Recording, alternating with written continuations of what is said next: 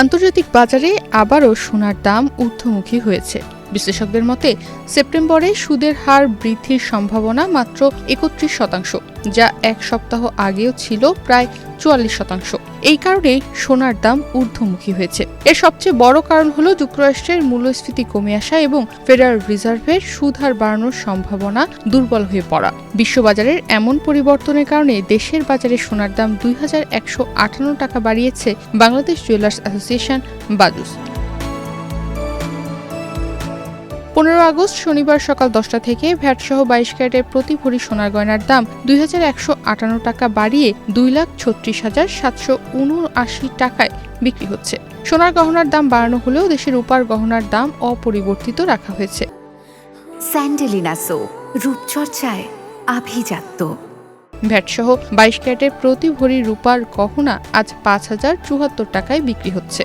বাজার বিশ্লেষকদের মতে ইরানকে ঘিরে যুক্তরাষ্ট্রের নৌ অবরোধের হুমকিতে তেলের সরবরাহ নিয়ে নতুন উদ্বেগ তৈরি হয়েছে। ফলে ভূরাজনৈতিক উত্তেজনা ও নিরাপদ সম্পদ হিসেবে সোনার চাহিদাও দামকে সমর্থন দিচ্ছে। যদিও সাম্প্রতিক উত্থানের পর বিনিয়োগকারীরা মুনাফা তুলে নেওয়ায় কিছুটা চাপ তৈরি হয়েছে, তবু সুদ হার কমার প্রত্যাশা ও ভূরাজনৈতিক অনিশ্চয়তা সোনার দামের ঊর্ধ্বমুখী প্রবণতা ধরে রাখছে।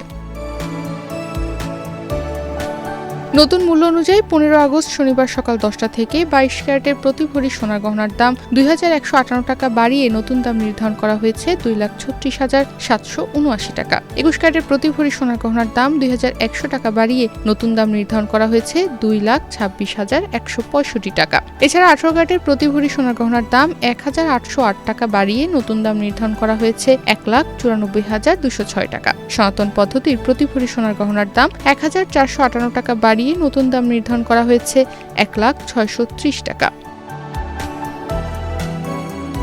এর আগে গতকাল ১৪ আগস্ট সকাল ১০টা থেকে ২২ ক্যারেটের প্রতি ভরি সোনার গহনার দাম ২,১৫৮ টাকা কমিয়ে নতুন দাম নির্ধারণ করা হয়েছিল ২,৩৪,৬২১ টাকা। এছাড়া গতকাল সারাদিন ২১ ক্যারেটের প্রতি ভরি সোনার গহনা দেশের বাজারে বিক্রি হয়েছে ২,২৪,০৬৫ টাকায়। গত কয়েক বছর ধরে বলতে গেলে ধারাবাহিকভাবেই বেড়েছে সোনার দাম। তবে ২০২৬ সালের শুরুতে দেশের বাজারে ২২ ক্যারেটের প্রতি ভরি সোনা ২,২৪,১৮২ টাকায় বিক্রি শুরু হয়। ২০২৬ সালের জানুয়ারি থেকে এই পর্যন্ত দেশের বাজারে মোট ১০৪ বার সোনার দাম সমন্বয় করা হয়েছে। এর মধ্যে ৫৪ বার দাম বাড়ানো হয়েছে এবং কমানো হয়েছে ৫০ বার। ১৫ আগস্ট শনিবার সকালে সোনার নতুন দাম নির্ধারণ করে বিজ্ঞপ্তি দিয়েছে বাজুস।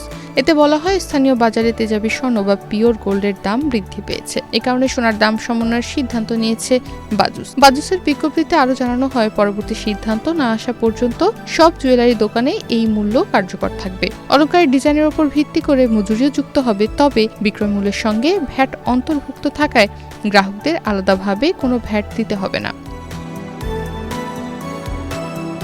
বাজার বিশ্লেষকদের মতে সোনার দাম বাড়ার পথে একটি গুরুত্বপূর্ণ বিষয় হল ভবিষ্যতের সুদ হার নিয়ে বাজারের প্রত্যাশা। মূল্যস্ফীতি যদি নিয়ন্ত্রণে থাকে এবং অর্থনীতিতে বড় ধরনের মূল্যচাপ তৈরি না হয়, তাহলে ফেডের কঠোর মুদ্রানীতি নেওয়ার প্রয়োজন কমতে পারে। এতে ভবিষ্যতে সুদ হার কমার সম্ভাবনাও জোরালো হতে পারে, যা সোনার জন্য ইতিবাচক। আরেকটি গুরুত্বপূর্ণ বিষয় হল তেলের দাম বৃদ্ধি। ইরানকে ঘিরে সরবরাহ সংকটের আশঙ্কায় তেলের দাম বাড়ছে। তেলের দাম বাড়লে ভবিষ্যতে আবারও মূল্যস্ফীতির চাপ বাড়ার আশঙ্কা তৈরি হয়। একই সঙ্গে মধ্যপ্রাচ্যের সংঘাত দীর্ঘায়িত হলে বৈশ্বিক অর্থনীতিতে অনিশ্চয়তা বাড়তে পারে। এই দুই কারণেই নিরাপদ সম্পদ হিসেবে সোনার চাহিদাকে সমর্থন করতে পারে। তবে বাজারে কিছুটা চাপও রয়েছে।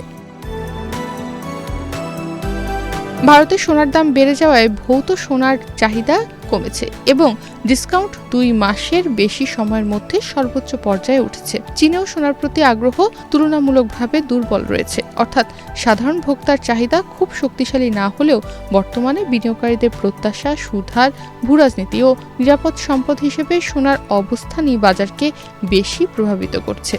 সব মিলিয়ে দুর্বল মার্কিন মূল্যস্ফীতি, ফেডের সুদ হার বাড়ানোর সম্ভাবনা কমে যাওয়া, ভবিষ্যতে সুদ হার কমার প্রত্যাশা, ইরানকে ঘিরে ভূরাজনৈতিক উত্তেজনা এবং নিরাপদ সম্পদ হিসেবে সোনার চাহিদা, এই কয়েকটি কারণেই আন্তর্জাতিক বাজারে সোনার দামকে ঊর্ধ্বমুখী রাখছে। তবে সাম্প্রতিক বড় উত্থানের পর মুনাফা গ্রহণের কারণে মাঝে মধ্যে দাম কমতে পারে। আগামী সপ্তাহে ফেডের বৈঠকের কার্যবিবরণী প্রকাশ এবং তেলের বাজারের গতিপথ সোনার দামের পরবর্তী বড় দিক নির্ধারণে গুরুত্বপূর্ণ ভূমিকা রাখতে পারে। সেদিকে যদি বিশ্ববাজারে সোনার দাম এই বৈঠকের পরে কমে, তাহলে দেশের বাজারেও সোনার দাম কিছুটা কমতে পারে। তনিমা রহমান, বাংলাদেশ প্রতিদিন।